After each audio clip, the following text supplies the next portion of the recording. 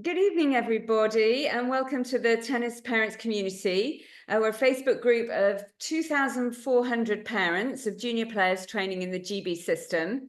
And the parents have joined us to learn, support, and share with each other so that they can make informed choices on how best to support their own children, or maybe they'll get involved in supporting the tennis ecosystem and give back a little bit to the sport, perhaps now that their children are grown up. If you're listening to this as a parent of a player based in GB, you can join our Facebook group. And in addition to this, we've got a presence on Instagram and a YouTube channel, which is open to coaches, officials, and international parents as well. So just search for us as the Tennis Parents Community. Now, I'm going to welcome this evening our guest, who is really the kind of coach that you dream of finding for your child. He coached Joanna Konta, former British #1, multiple Grand Slam winner and former and former world #1 doubles player, Joe Salisbury, from the age of 6, and Jack Draper, the current British #1 and currently number 15 in the world, from the age of 5 to 15 years.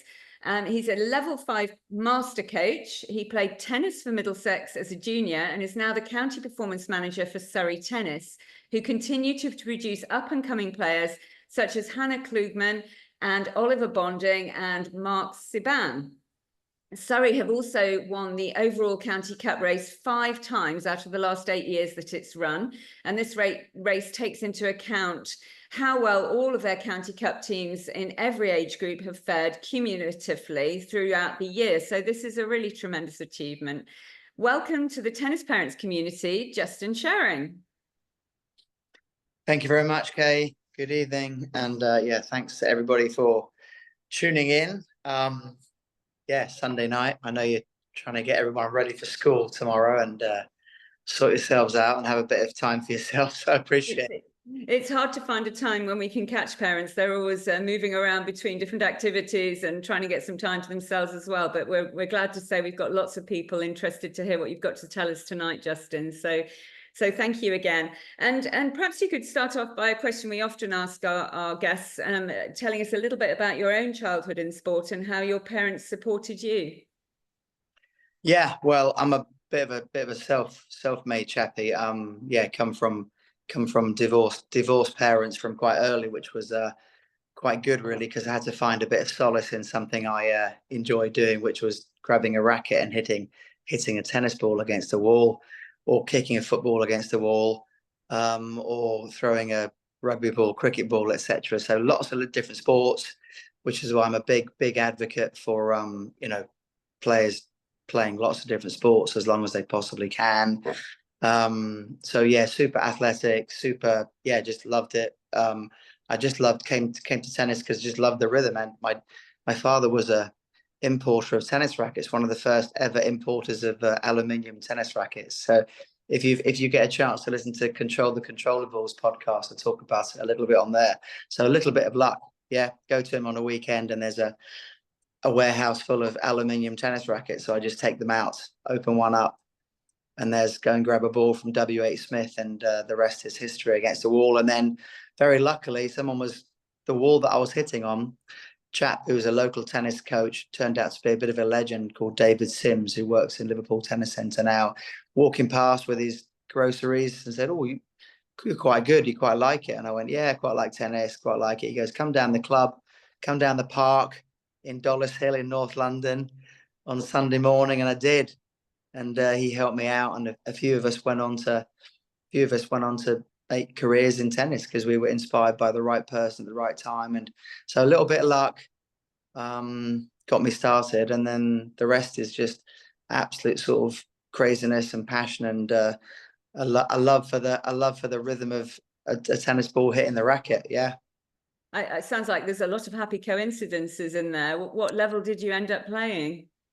Yeah, I started quite late, in modern terms, sort of 12 years old, but then I really liked it, really played. And David Sims set up a match with New York City, inner city London against inner city New York.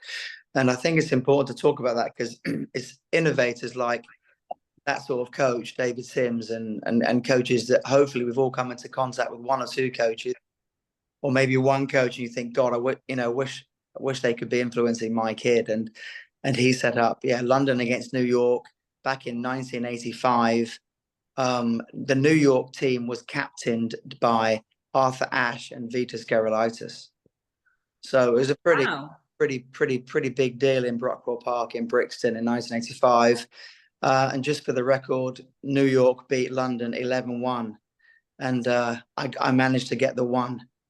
So I had enough sort of good people around me and enough sort of good experiences when I was younger to kind of want to keep playing. And just kind of fell in love with it. And I guess all you want to do then is sort of share it with other people. And then I went to America, spent some time with my mom in Los Angeles, went to high school in the States, played on the high school team there, and I was okay. But in Los Angeles and California, the level was very, very high. So I quickly realized that, perhaps my dreams of being a professional player were not really realistic. And it's quite good to realize that.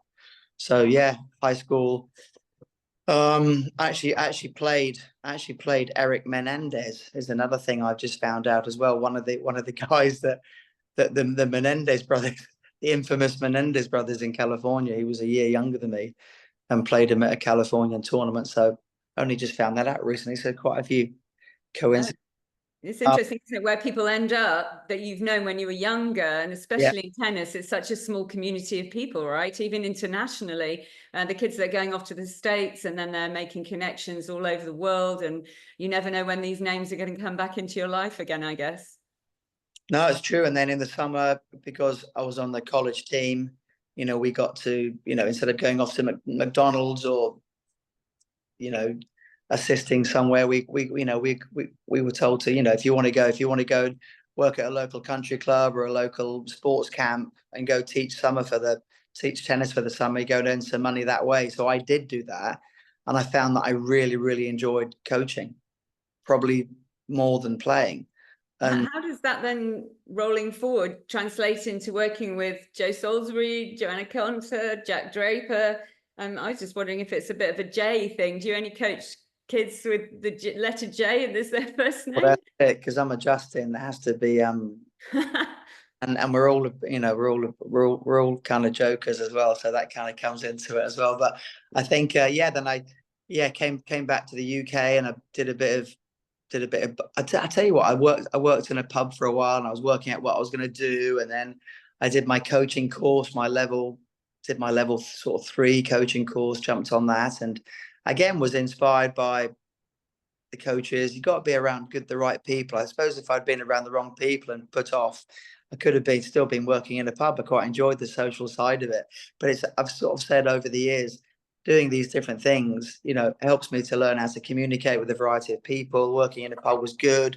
Then I started doing a bit of part-time coaching, and then I just started to pick up more and more business. And Justin, the tennis guy, was like, "Oh, Justin is the tennis guy," and you become the label, the tennis guy. And then I think I got a bit fed up with working outside during the winter, so I looked for a local tennis club to try and get some indoor work, and there was completely crammed. But I turned up for an interview at this place called the Chris Lane Tennis Centre in Woking. My wife had been going through the yellow pages looking for indoor tennis centres. She got to C, because we were going A, B, C. She got to C, and we called and they said, "Yeah, if you want to come in. We haven't really got anything, but you never know." So again, a great guy called Brian McFadden, who did my job in Cheshire. Again, just you get lucky and meet good people, and then when you get a chance to meet good people, make a good impression. So I gave a good assessment. I hit well with one of his students, and then when one of his coaches left, I'm the first guy you call. So you get in, you get your feet under a table, and then you start working on a junior program, and you suddenly realize that you're producing quite a few good little players, and you don't know what the level is, but you're doing your best. And then the county called me and sort of said, "Look, we're looking for an assistant, and you seem to be doing quite well with some juniors. So do you want to come in and try out?" I came in and tried out, worked for the Surrey County for a while back in the sort of 90s. And then the county performance manager at the time, he left, and I interviewed for the job. and with a lot of enthusiasm, apparently. And I managed to get the job. So a little bit lucky, a little bit of putting myself out there. And then, then you've got, then you're in the shop window, and also a lot of players you've got access to in Surrey that are really good. So you see the level quite early and you're like, wow, this is really exciting level. I just think if I'd been in a slightly quieter county where tennis wasn't quite prolific, we've got Wimbledon just down the road and it wasn't quite so intense, I might not have understood the levels. And then, yeah, and then you come across these little dudes, and Joe Salisbury would have been one of the first little dudes to come across, and he's keen, mum's keen, I'm keen. We all come together. You start working with Joe at 6, and I don't know, just sort of like the rest is history. Why break anything up if it's going well? And Joe did well. He was one of the best kids in the world under 12, and I went to world championships, and all these opportunities sort of open up, and then because you do well with Joe, and Nicky Draper and Roger Draper sort of say, well, I've got this little guy called Jack. Do you want to have a look at Jack? And you have a look at this little kid at 5 or 6, and he's pretty good. And off you go again. And then what was funny was one of the girls I was working with at the same time as working with Joe Salisbury, a girl called Laura Slater, very good national champion, very good player.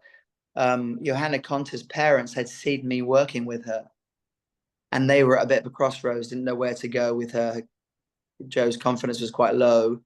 She was like 19 years old, and she was thinking about quitting the game. And they sat me down at the NTC and just sort of said, look, would you take Johanna on? And I was like, what? She's about 200 in the world. I said, I've got no experience. They said, no, but we like the way you are with, and that's what she needs right now. So, sometimes you get a job not based on your tennis CV, you get it based on your sort of character CV and what people like. And they see that you care, they see that you're interested, see that you're open-minded. And yeah, I helped Joe, and we had a great time. And yeah, and it got her sort of back on the straight and narrow. And then she went off and often, got to sort of 4 in the world, and we're still great friends. And sometimes you're just a part of a player's journey, and sometimes you almost feel like you're responsible for it. And really, yeah, I was going to say about that, because obviously, particularly with Joe and Jack, stayed with you for a very long time, and that leads on to the next question I wanted to ask you, which is if you could give us any insights into their parents. I mean, obviously you're not, whatever you feel comfortable saying, but parents on listening will certainly be interested to know what best practice looks like in terms of supporting players. Are there any tips in that area from you? just so committed. I mean, unusually committed. It's like, look, you've got to be incredibly passionate as a player. And imagine if you're a parent that doesn't recognize that. If you don't recognize what your kid really loves, then that goes untapped. That talent goes untapped. That talent goes untrained. But if you're a parent that is on the lookout, for what your kid really, really likes, then you go above and beyond, don't you? So, I mean, none of my kids play tennis, which I'm really grateful for, because I've actually done the opposite. I've made sure that they find their own thing. They find their own path in life. They find things that are passionate. I'd hate to feel that I was ever leading the witness and taking them down a road that I wanted to go down. This is not about me, it's about them.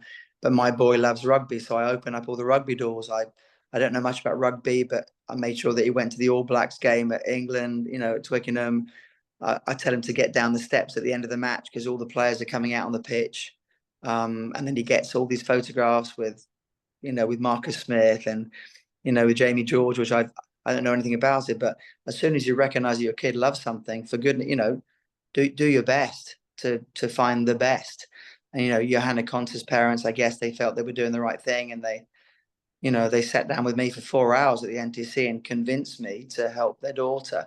And Nicky Roger Draper met me at the NTC and said, right, you're going to coach my boy. And I said, oh, okay, Rog, you're the chief exec of the LTA. I'll do whatever you say. Carolyn Salisbury is still one of my best friends. I mean, and if you find a coach and you really think that they're a good match for your kid, then you got to find that's the best thing you can do, and then support them as much as you possibly can, and try not to irritate the coach too much. Try not to because honestly, some people I just I don't want to be around. It doesn't matter how good your kid is. It just isn't going to work. It's not going to work for me. It's not going to work for you. So just try and, try not to interfere too much, but you've got to be there enough. You have to get that balance right. You have to get the balance right. So be there enough, support the coach, ask the coach what they want from you, anything they can do a bit more of, or, and yeah, I mean, sometimes I say to parents, yeah, would you mind just doing some charting for me at the weekend? Yeah, that would be great. And other times I just say, look, would you mind just backing off a little bit and letting me get to know your kid a little bit more? Don't come to every session. And then other times I say, look, would you mind just picking the balls up and not saying too much? Just listen to what I say. And then you can hear the relationship and hear the work. And then if you do feel that you want to say some stuff, then it's going to be helpful. So my relationship with Nikki and Jack was amazing, because Nikki would support me.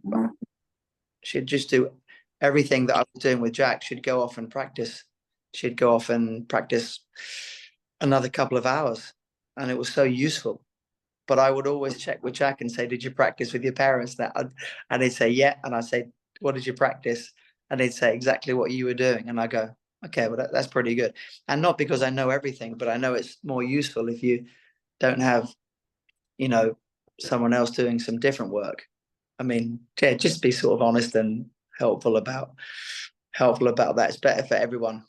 Well, I'm pleased to hear that, Justin, because some coaches sometimes say, well, it'd be a damn sight easier if parents weren't around, but we all know that parents play a massive part in tennis, and understanding that role and supporting that role is a sign of a good coach, I think, as well. Oh, 100%. I mean, Nikki and I are actually doing some coach ed for the LTA, and we were reminiscing the other morning, and I think we were both getting a bit choked up just at how much fun we had together, how much we believed in Jack. And it was, hey, there was it's a really bumpy journey. It's a really bumpy journey. And the minute the coach thinks he knows it all, you're going the wrong way. The minute the parent thinks they know all, you're going the wrong way. So you just got to keep some pretty grown up, mature conversations going. And remember who's the important person here. If you always put the player at the front of all your decision making, you're going okay. But a lot of coaches have egos. A lot of coaches have crazy sensitivities. A lot of coaches are scared to get anybody else's opinion to help the player. I mean, the best thing you can do is, if you really care about your player, is find the best information you can to support them. Well, hopefully that's something the tennis parents community on Facebook is offering the parents that we have connected together.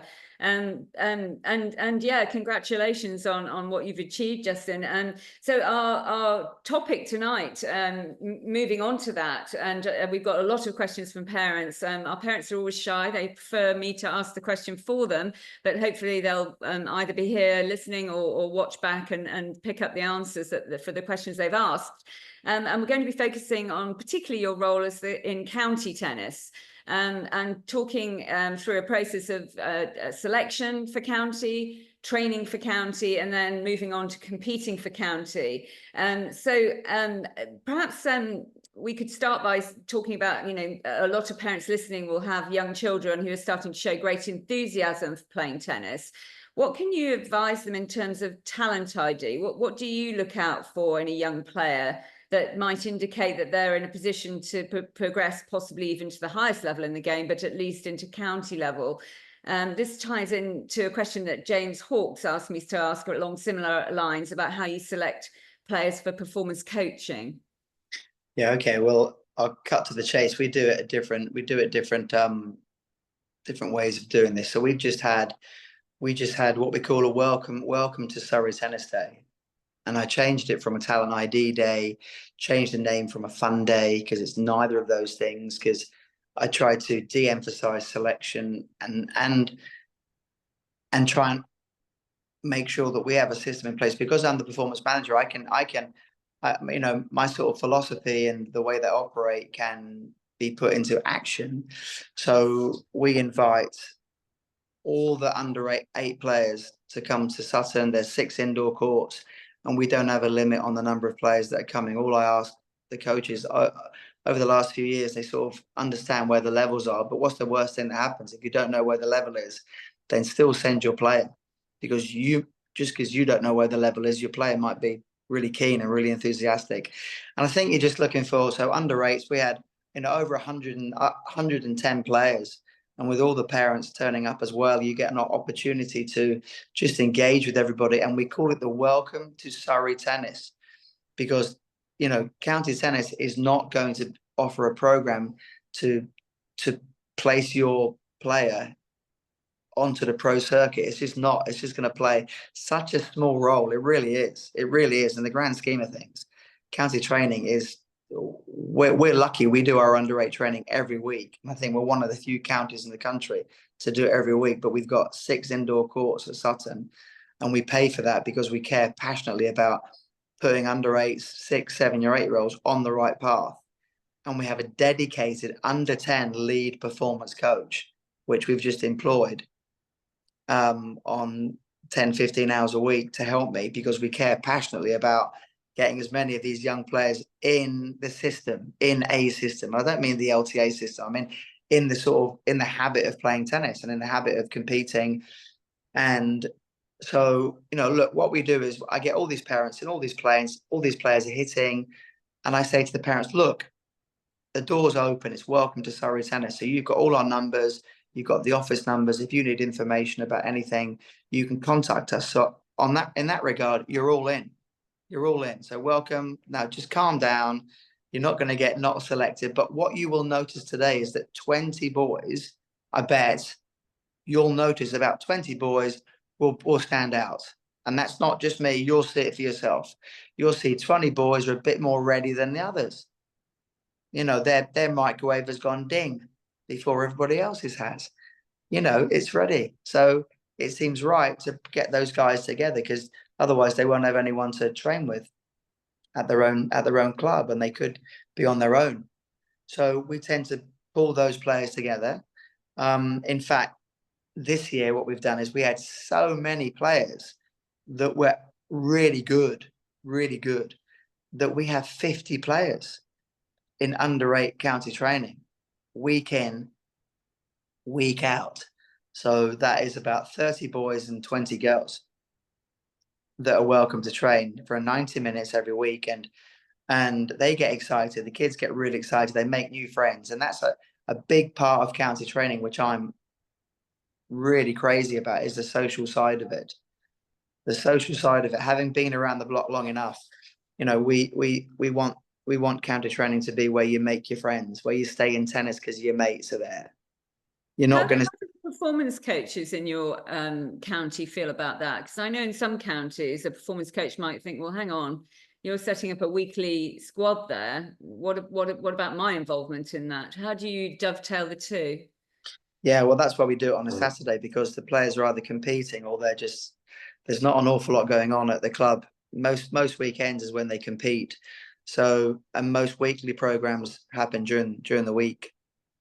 So if you're playing in a program Monday, Wednesday, Thursday, and then you come to county training on a Saturday, we want county training to be part of their weekly schedule. And a lot of the parents ask for that as well. They say, God, this is great. Can't we do it every week? I say, yeah, we can. And they say, that's interesting, Justin, because you're talking about under 8s at this point, and you're mentioning a schedule which is involving 4 lots of tennis a week, and that covers 2 questions that parents have asked. Mahul, excuse me for the pronunciation of your name if I'm not, I'm going to do my best. Mahul Mathukia has asked what age should children specialize in just one sport, and certainly 4 times a week sounds like you're moving towards that. And then Ewa Polaris has asked for a 9-year-old girl, what should be the minimum amount of hours per week of training? So could you answer that alongside what you were just saying about that program you were sort of alluding to? Yeah, and don't forget, I'm coming from a perspective of there's no set. It's not a linear system. It's not a right. When you're 9, you play 9 hours a week. But if you were playing 9 hours, that's typically what a world governing body, the ITF, might suggest, that around about 9, you're playing 9 hours a week of tennis. But don't forget, if you love it, if you're badgering your parents to play more tennis, then you're already sort of moving towards wanting to. You're finding something that you love doing.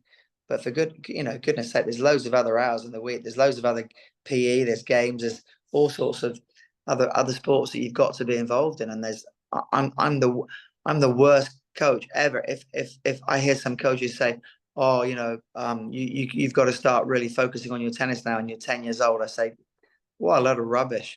So if you take out football, rugby, cricket, netball, hockey, then you're taking out all the multi skills that you need to be a good tennis player. So, and also you're boring the pants off kids that are going to, they love it now, but in a couple of years' time, they're going to go, hold on a second, I'm getting a bit sick of this. And then you get kids that are burning out. But it depends, it depends. If you go to, depends what your school schedule's like, depends what your parents' availability is like, depends how early you like to get up in the morning and hit balls. I mean, they've got parents and kids already that are getting up before school and hitting tennis balls. I mean, they started it, so they want to play more. So we've got to put some activity on that supports that interest. None of these kids are my meal ticket. They're not Surrey Tennis's meal ticket. They're playing tennis because they want to play. Hannah Klugman is the youngest of the family, and all her kids play. Mum plays. She's going to play tennis. Joe Salisbury was the youngest of 3 tennis playing siblings, and mum plays, dad plays. They're going to play tennis. There's a lot of tennis people in Surrey. What worries me a little bit is when people try and do it by design. It should be quite organic and quite natural.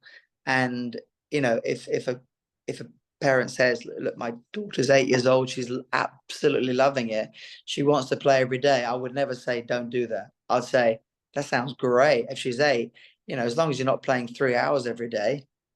I mean, in Czech Republic, where they have a lot of success at producing players, and because they have a lot of success at producing female players, a lot of girls want to play tennis. So because there's a demand, the club is putting on sessions 3-4 times a week with their friends, little groups, a bit more in the morning, and all of a sudden you've got kids that get to 10 or 11, 12 years old and they've played quite a lot of tennis. As long as they're doing it because they love it. Before 12, when I started playing tennis at 12, before then I would have played football every single day. I'd play football every day. And in the summer, cricket every day. And when you go to India and everyone's playing cricket everywhere, every patch of grass, you go to Thailand, everyone's Thai boxing. It's part of the culture. So, those kids wouldn't be doing it if they didn't want to do it. So I'm much more of, look, we're really open. If your kid's not ready to come in, going back to the first question, if your kid's not ready to come into training just yet, the door's open, always open. And if your coach calls me and said, look, thanks very much for the welcome day, Johnny, I think Johnny's ready now. He saw the level and his dad saw the level. He's been rallying a lot more. He's good now. He's playing pretty well. Can he come in? I'll say, of course he can. Let's get him in. So whenever you're ready, we're ready. That's really interesting. So another question leading on from that, in terms of, this sort of open door policy and so forth. What's your view on competing as well at that age? And do you look at that in terms of a measure of success, either in terms of how much they're competing or how well they're doing? What age do you start thinking about that sort of thing? Yeah, more in terms of activity. I mean, how do you know you love tennis if you don't actually play tennis? Having classes every week isn't playing tennis. Having a lesson every week isn't playing tennis. So I say, go out and compete, because you might hate it. And you might hate the way that tournaments are run, because some of them are run so horrifically. And you might not like that. It might not be your thing. You might think, oh, I love hitting a ball with my mates down the club, but I hate going to tournaments. They're horrible. Everyone's so intense and it's so much pressure. And the referee's so disorganized, and we've got to play outside with wet balls, and it's dark and it's cold, and I don't like this at all. And then you find out whether, you know, and some kids might go, oh my God, I love it. Like Jack Draper, oh my God, you put him on court, you put him in training, he'll go, yeah, it's okay. You put him on a match court, comes to life. You put Joe Salisbury on a match court, comes to life. Oh my gosh. And so how do you know whether you actually like the game of tennis, the competition of tennis, unless you're playing? So again, I'm very, very open about that to a certain age. And then when you get to about 10 or 11 so what we do is, so once you come in at 6 or 7 or under 8, but we also have 6-year-olds coming in on an under 8 program, we say you're now in for the whole of mini tennis. So unless you drop out, we'll look after you. We'll give you something. We'll keep you attached to counter training. You can get your sweatshirt. You'll have some sort of identity with tennis. From under 11 onwards, we have to start looking a little bit more at how well you're doing, because we don't have space to look after absolutely everybody. But if everybody was competing and the level was high and we needed more courts, then we would get more courts. I hate the idea that kids are missing out because they're 11 or 12, but I also get some coaches and parents saying, but she's a really good athlete. And I say, okay, well, how much has she competed at 12? And they go, well, you know, she hasn't competed much at 12. I say, well, it's going to be very difficult. I'm being honest, because there's a number of experiences that you need to have in your system. A, we need to find out whether she likes it. B, we need to find out whether she's very good. C, we need to find out whether she can handle losing. Everyone can handle winning. Can she handle losing? D, let's find out what it does to you as a family, because tennis can break families apart, because mum's off taking Johnny for 2-day grade 4 event and dad's off with Ginny in another direction. Let's see what happens then. Let's see what happens when families get sort of torn apart. Is a bit dramatic, but I've seen parents and families get torn apart, or the other siblings turning up at training in their pajamas because the eldest boy needs to get his training in. Let's see what happens then. It's pretty unhealthy. So there's a point where sort of decision making in the unit, as you know, in the family as a unit, needs to be made, and it's the passion and then determination, and at some point the success. There's going to be a time where you say, is this worth it? Is it worth it? What we're sacrificing? Because you're sacrificing a childhood as well.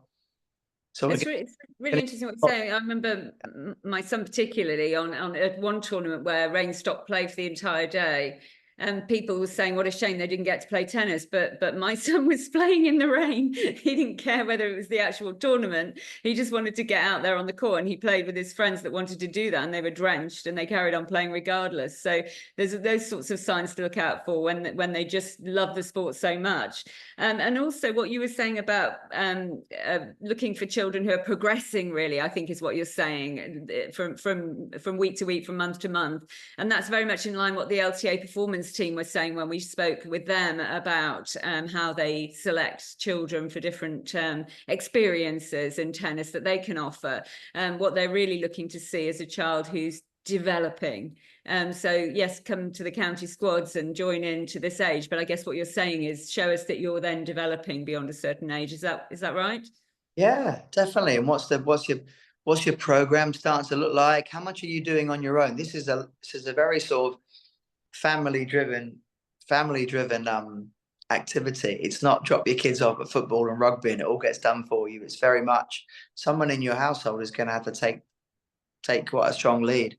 Most of the coaches that you come across are all self-employed.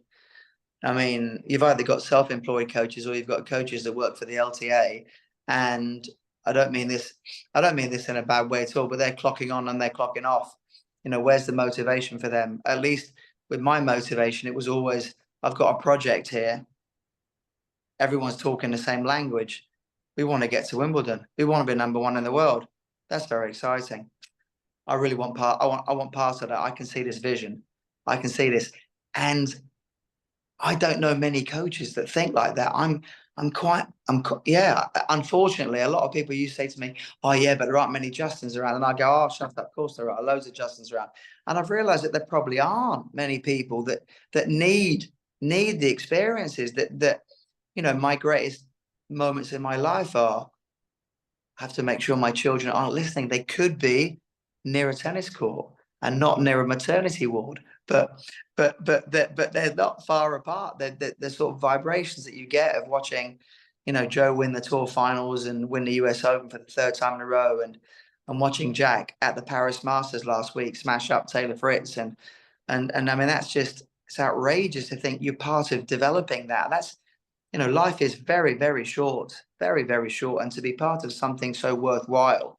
And when I do when I do coach education, I really try and get coaches to see that they don't just have to pay their mortgage, pay their bills, go out drinking on a Friday and Saturday night, because you don't do those things as a coach. You can't go out on a Friday night. You don't have that many mates, because you've got to get up early and go watch your players. You've got to get up early and be on court with your players. You've got to get up early because there's a meeting. You've got a phone call that you've got to have late on a Sunday night to have, or with parents that you're working with. It's very all encompassing, but it's so worthwhile. Well, your passion comes across, Justin, and that alone leads me to the next question, incidentally, because the parents asked, are all counties equal? I mean, are all coaches equal? Are all counties equal in the training that they offer? And if not, is this fair? What do you think about that? No, I think the way that the LTA give the money out is based on the number of British tennis membership. The number of players that you've got in your county. There are a lot of players in Surrey, so they just are, because of the demographic. I mean, I can't do anything about that. All I can do is make sure that we have the same view and the same philosophy and the same perspective that matches the number of players that we have.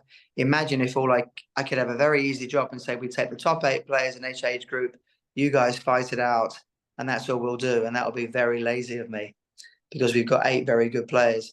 But I think about the 9th player down to the 50th player, because I know the top 8 are going to be okay. We've got so many good venues, so many good coaches in the southeast and Surrey.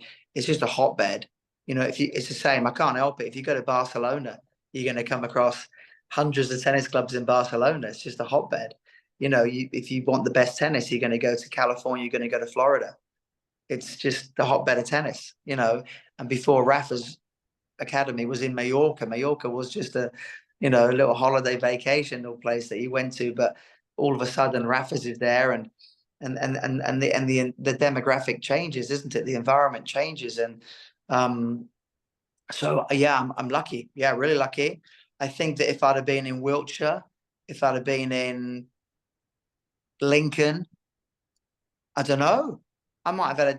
So I always think that the LTA should treat the whole country and the whole counties completely individually, and just look at each demographic of each county and say, right, you need that much support. Okay, off you go. Right, Lincoln, you don't worry about having 80 players in your program.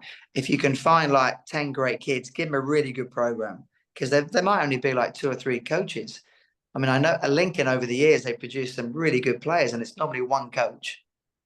So I think what happens a lot of the time is that the LTA will just say the counties, instead of just saying hang about. There's a lot of different counties with different setups and different situations. Let's be quite focused here. In the same way as a player, if I coached all my players exactly the same, it would be daft. If a school teacher taught her class and everybody in the class is different. So I do think that the governing body could be a bit more individualized, and give individualized support, and look into the detail of each county. So the Middlesex and Surrey are next to each other, but we operate operate very differently. I know all my friends in the southeast, and Sussex is just on the border, and Sussex absolutely scattered out across the whole county. They don't really talk to each other much in the county. They've had a few issues there, a little bit of backbiting, a little bit of competition for players, and I won't have any of that at all. We all work together. The player comes first. If you've got a problem with it, you're not involved in my county training. Not involved in it. I'm not having it. The player has to have a great experience. The child's childhood comes first, and the tennis comes second. I want happy players, happy parents. Another parent asked, when your county is small and can't fill a county squad or run county championships, is it worth moving to play for a different county? If you qualify, yeah, you only live once. But I couldn't believe that Essex only had 2 players in their under 8s this year. I think I looked at the numbers. That I mean, I don't know what's going on. But again, I don't know who's putting a fire underneath. I don't know who's starting their fire. I don't know, and I don't know. You know, if I got paid double, would I do a better job? I don't think so. If I got paid half, I don't think I'd do a better job. I just want to do the best job that I can do with the players that I've got access to. And if we need to find more players, we'll find them. I think you might get your WhatsApp might be hot after this interview, Justin, of people wanting you to coach their children, but also perhaps anybody who's got any connections to your county, perhaps looking to move house. I'm not sure. Hopefully we can improve everything across the country and see some really great examples coming into other counties as well, and spread the word on best practice through what you're doing. We're going to move on. And so Justin and I spoke earlier, and he was happy to overrun a little bit. We're already at 7:45, believe it or not. But we'll keep going and see what we can get through in terms of moving on a little bit into, well, let's first of all talk about how you select coaches to train the squads and captains of teams for Surrey, please. Yeah, I do it on person first. So nothing to do with qualifications. It has to be personality. They have to be enthusiastic, professional, fun, really fun. And in terms of captain, you a little bit more towards working in the age group, pretty much, if you can be working in the age group, because when you teach it, when you're coaching County Cup, which we do well at, it does help to know the standard of the players, that levels, the age group that you're working in. So for county training, I bring new coaches in all the time, and it doesn't matter what your qualification is. If you've got something about you, if you are fun guy to be around, if you are fun girl, I mean, we had a rule, we still have a rule, all female county training was coached by female coaches, because there wasn't enough. So I said, well, let's put our money where our mouth is. Well, how can the girls have role models if they turn up all the time and see guy coaches, and it's nothing. And now we can actually mix it back a little bit now, because I've got so many female coaches. And as soon as we've got a really good coach, I give them the experience of going to regional training. I give them the experience of working with another really good coach. Come in and work with Alison Taylor. Come in and work on this squad. Come in. So but you can't be dull. You can't be boring. Oh my gosh. These kids turn up and they want to have fun. They want to have a great time. They can already play tennis, but don't put them off by being dull. Don't put them off by running the best drill in the whole world and delivering it awfully. I'd rather you just did match play and gave them a really good timing and walked around to everyone and said, you're great, you're great, you're great. Keep working. Great backhand, great forehand, great serve. Try again. Have another go. I love the way you chase that ball. That's all I care about. That's all I care about. And that's almost like the sort of the blueprint, and I can put my personality on my program, because we don't have many coaches that drop out, or don't have many coaches that I fall out with, because everybody likes to have a good time. I don't puzzle anybody or quiz. I got a coach today say, what are we doing? What's the theme on Sunday? Because she hasn't been around for a couple of weeks. And I said, Lauren, I trust you. You're amazing. Go for it. And I know she'll give a great session, because she's a regional coach already. So I'm not going to give her a list of drills to do. It's not that complicated. Just be fun, right? Okay, I mean, that sounds interesting. It seems like you've got a really good succession planning going on there as well, because I know some counties find it hard to persuade coaches even to get involved at county level, but you've got some energy and some excitement involved there. And Steve Capewell has asked about regional training camps that you mentioned there, Justin, and how does being selected for county training differ from being invited to regional camps or any of the other programs that the LTA Performance team offer? Do you dovetail? Yeah, so the national coach in the age group will do the selection. First of all, they do the selections. So they get to all the tournaments and look at the LTA recent form and rankings. And so the LTA national coach does select the players. But what we get a view of the list beforehand and sort of say, the national coach has to work with all of us, and they're very, very good. We've got a very good guy in the southeast called Mark Hayden, and he'll send us all a list. We're all on a group, Middlesex, Sussex, Kent, and we all get to look at the list, and in plenty of time. And if there's anybody that we feel, but he also comes to the county championships, and we discuss the players. So yeah, we chat about which players from each county are ready for that next stage, that next experience. And it's about being ready, just ready. That's all. It's not about, oh, we don't like you, or you're not good enough. And, it's just that who's ready. And there's some kids in the county and in the regions that are, you get all the best kids from Middlesex, Kent, Surrey together. It's a pretty good level. So it's a chance for the kids to feel that they a little bit the best of the best. Nice bit of competition, but again, not dying a ditch. Not if you don't make it, you're not there. And so it is different. County selection is made by the county, and the regional selection is made by national coach. So there was a player that I wanted to go to regional training in the 2016 boys during the summer, and the national coach said, I don't think he's ready. So that's fine, and it just so happens that he'll go to the next camp because the national coach saw him more recently and said, I think he's a bit more ready. So yeah, we all work together to try and help the right players get the right experience. Amazing. I'm glad to hear that. It sounds like you've got a really good relationship with them, and I hope that's true in other counties as well. A couple more questions just on the training then, before we move on to the competing, and then lots of sort of quick fire questions, if you like, that parents have asked that perhaps you can just buzz through at the end. Who covers the cost of county training, and what about county kit? Anything on that? Yeah, so county training, there's a cost of county training, which we keep to a minimum, but yeah, there is a cost. It's pretty standardized across the country. But yeah, there is. I mean, we still end up putting a lot of money in booking all the indoor courts. We only book indoor courts, so it's yeah, I think it works out at about £8 an hour, that sort of thing.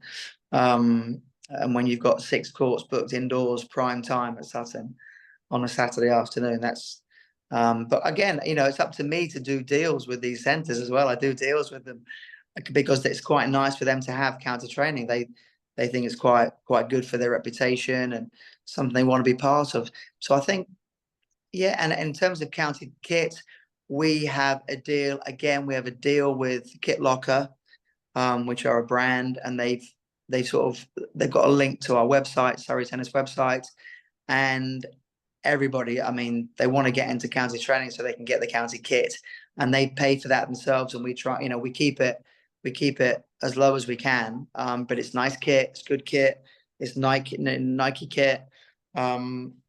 I don't know whether Surrey parents can afford more. You can't say that because we've also got some areas in Surrey that are a bit more, yeah, definitely a bit more deprived.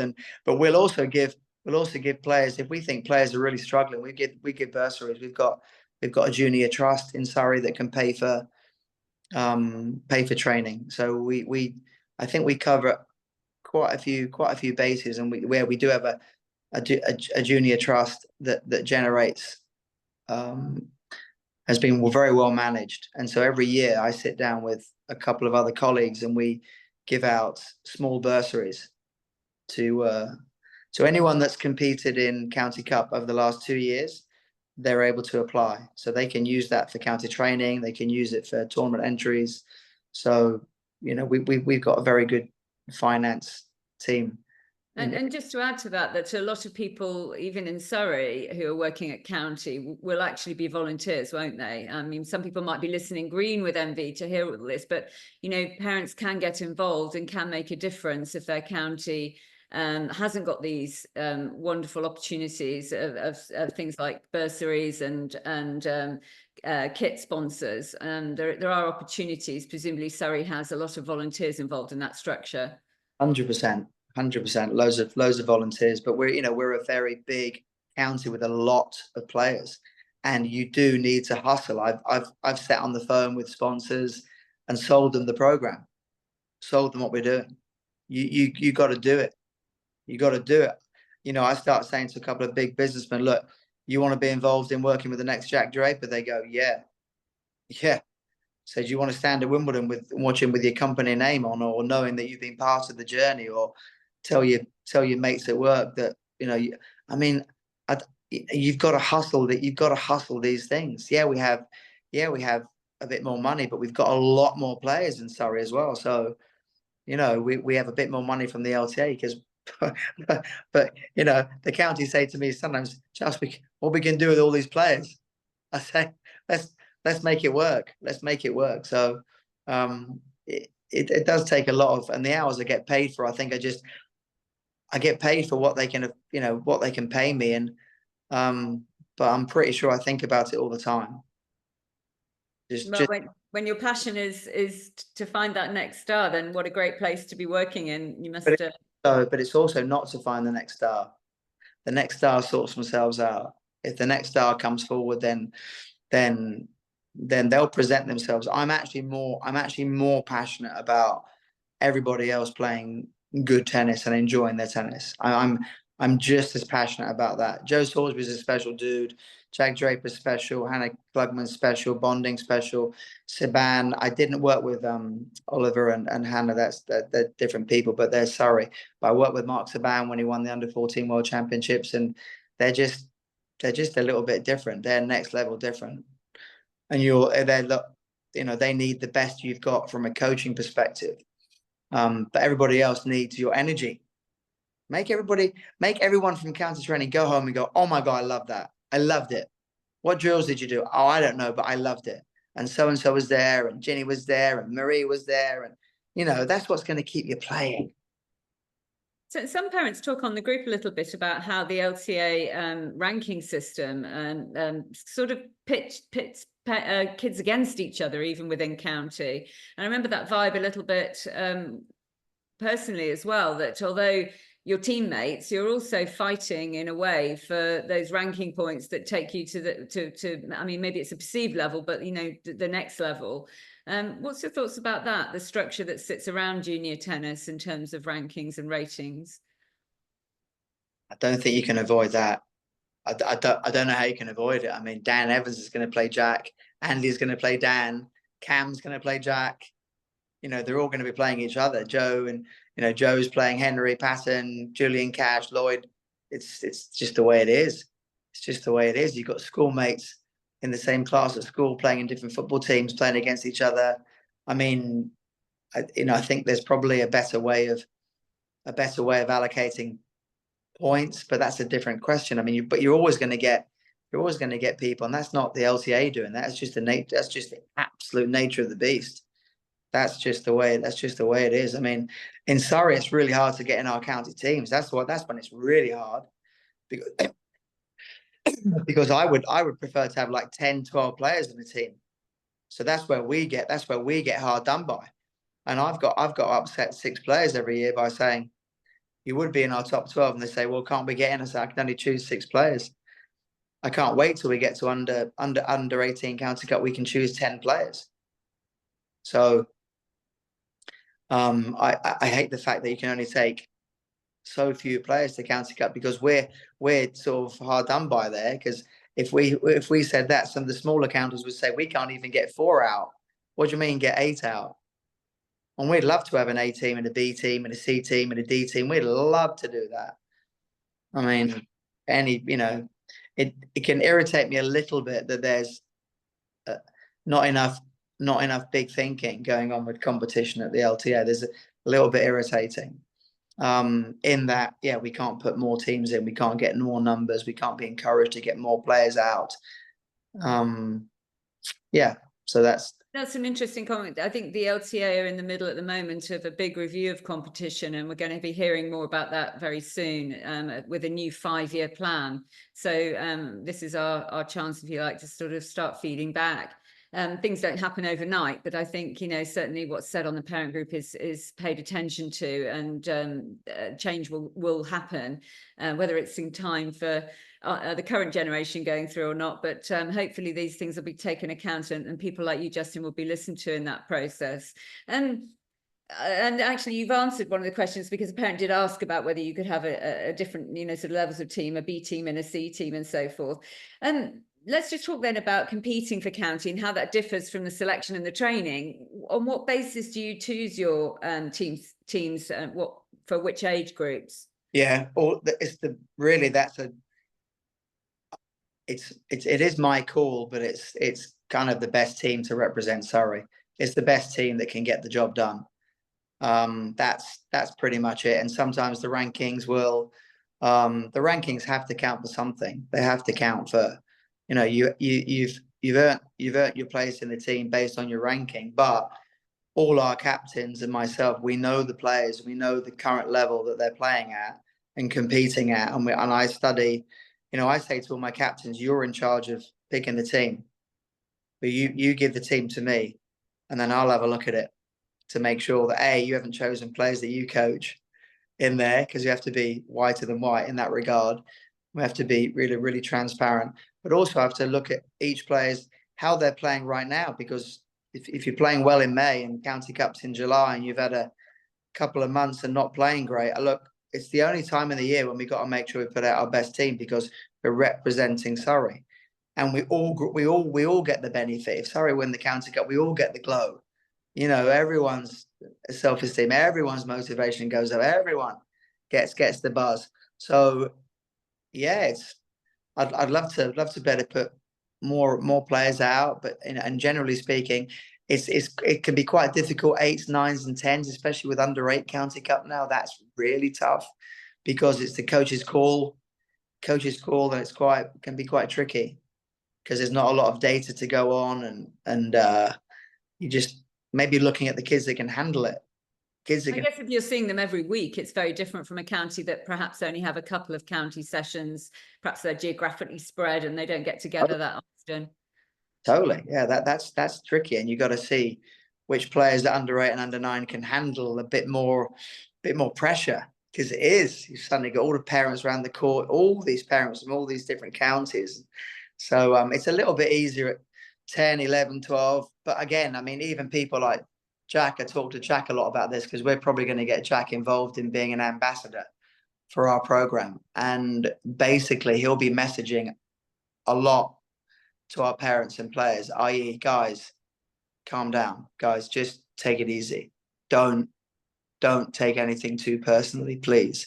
It's a long journey. And Nikki Draper says the same thing. I mean, some of the stuff we got right, some of the stuff you get wrong, you don't know, but you know, it can become all very intense in the moment. Not getting selected, you can, you know, the emails that I've had and the phone calls that I've had from some parents. I mean, you won't believe it. You won't believe the abuse that you can get just from not getting a selection right at under 8, under 9. I mean, it's like, whoa, hold on a second here. Hold on a second, and we're doing our best. And we've made a call, made a judgment, you know, made a decision, something. So yeah, I don't always enjoy that part of it, but we tend to do very well. Do you feel you have to justify that to parents? Is that part of your role, do you think? You can't just sort of say, here's the team and no discussion. No. We get the captain, if the parent wants to have it happen this year with their under 9 girls, if the parent wants to chat about it, I'll ask the captains, are you happy to talk? You have to talk to Mr. So-and-so about that. Yeah, no problem. And a lot of the time you come away and it's a reasonable conversation. It just depends how I know my coaches and myself, you know, we're going to be reasonable, but you know, passions run high, right? Passions can run really high in this individual sport where we all put our family colors on the line, you know, and family status, and you've been training all this year for this one moment and you don't get selected. I get it. I really get it. Yeah, and I guess, now that we've professionalized coaching in tennis to a greater degree perhaps than in the past, there's also a higher price tag that comes with that for some parents, and they're looking for some kind of return on investment, I guess. Yeah, even if it's, but again, you just got to keep it, got to keep it in perspective. There'll be other opportunities. It's not the be all and end all. Goodness me, if you think it is, then wait till you get further along the line. You probably won't last. If you're going to get that stressed out at a county cup, let's see what happens when you turn up seeded at nationals and you go out first round. Let's see what happens then. Let's see what happens when you just got your money together to play your first tennis Europe and you go out first round, or you get an unlucky draw, or you get a cheat. Let's see what happens then. So you got to be so robust, and you got to take it. Just take it easy, and don't take everything to heart. Just don't take it so personally.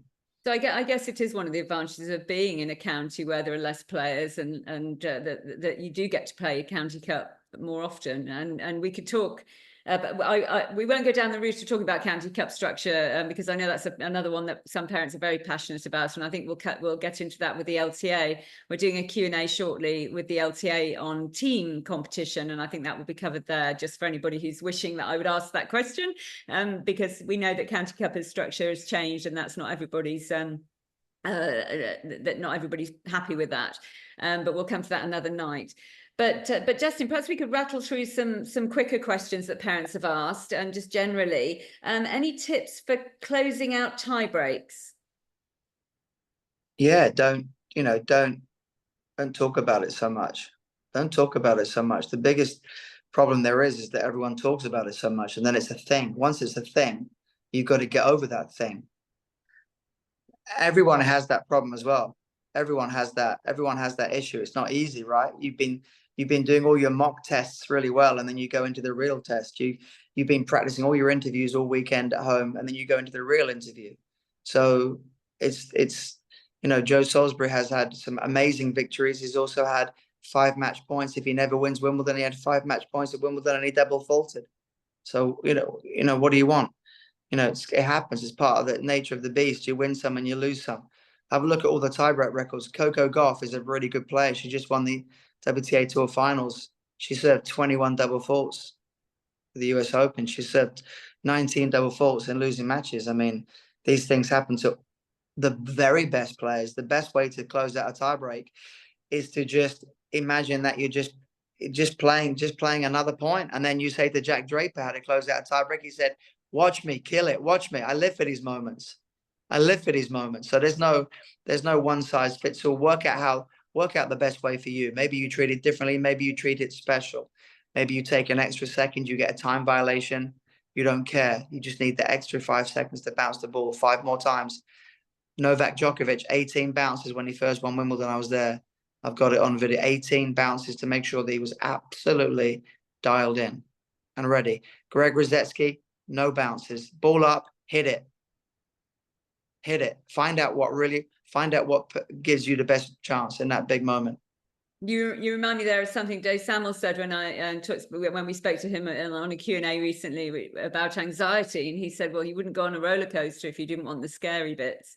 And I think that's the same thing with tie breaks, isn't it? Some people just thrive under that sort of pressure. Let's go. I mean, we had a big thing with Joe, 10% right now, 10% now. So you're fully aware. I need 10% more right now, because this is where the deal gets done. So let's raise it, right? That's right now. And it's no different from that job that you want, that job that you really, really want, not the job that you have to take, the job that you really want. That's the one where you're going to make sure you have your hair cut that morning, your tie is done properly, your nail, you've got your cufflinks, so you are sitting there neat and tidy, your posture's great. And that's the one where you get it done. So you learn these things.